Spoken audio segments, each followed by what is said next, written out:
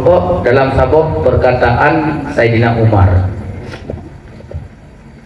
Gekul le Sayyidina Umar, benar kalau pegah. Baru pengelompok. Lebihnya belum berdua. Sejelek-jelek dan sejahat-jahatnya manusia, kepegah le Sayyidina Umar, perempuan yang salfa. Salfa.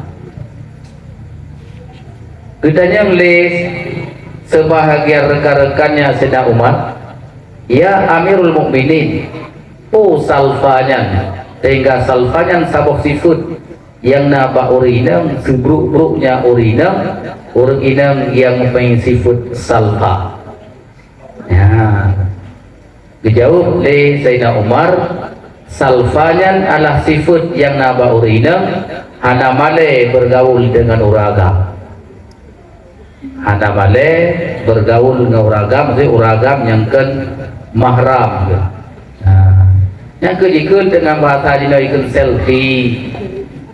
Jak selfie kena jak selfie kedai. Inang-inang yang selfie, yang ke inang-inang yang hana male ke agam ko. Selfie kena selfie tu kena lu kedai. Tapi dia kata dia ko. Kau ngeh lah pada ke selfie tu kata nak sepuluh kata. Bagi lu selfie kata dia ko pada kali foto. Ada anak ikut kata ala hainang selfie. Maka selfie dengan teh pada ikan hurun tapi hias sih. Apa kan? Yang kenyang kepada negara kak drone, mak drone, ada perumah drone, tukang selfie. Itulah manusia perempuan yang paling jelek dalam pandangan agama. Selfie yang anak kau ni. Maka yang kekal selfie laulah salfa bari patah. Selfie di bawah bari himala. Di bawah bari kasrah ke selfie. Na lembuh nan anak selfia. Dan nanya selfia. Jona wah yo aku tengok. Ku mana selfia anak inang tidara yang hana male gaga. Tamari? Baik nali. Selfie kena selfie ke? Kedai daulang selfie nya ataupun salfa ke Sayyidina Umar bahwa sejelek dek perempuan yang menebar perkataan dan sikap di hadapan lelaki yang lain dan hendak timbul rasa malih. Hingga itanya lewur yang tanya bahabati oleh sisi yang nak kena YouTube.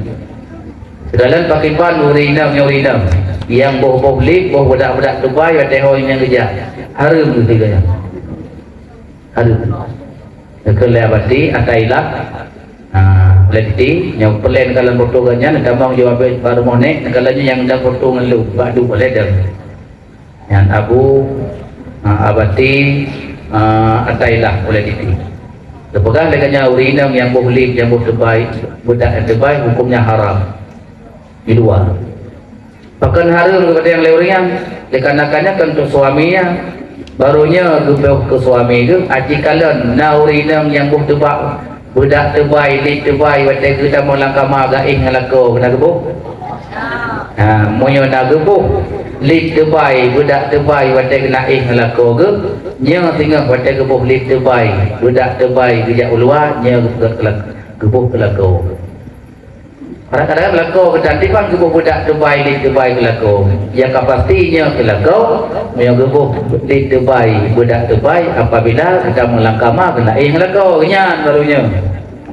Selain daripadanya lit terbaik budak terbaik ho yang kerja walaupun waktu kula buat pesta dan sebagainya orang inang hukumnya haram kepada beliau yang dikatakan begitu dikatakan begitu baru hana harum apabila yang pertama langkama usapan daging tubik keluar kadang daging tubik lama kedama langkama kena ngalakau kemuk tam teguh kerupa lagi empung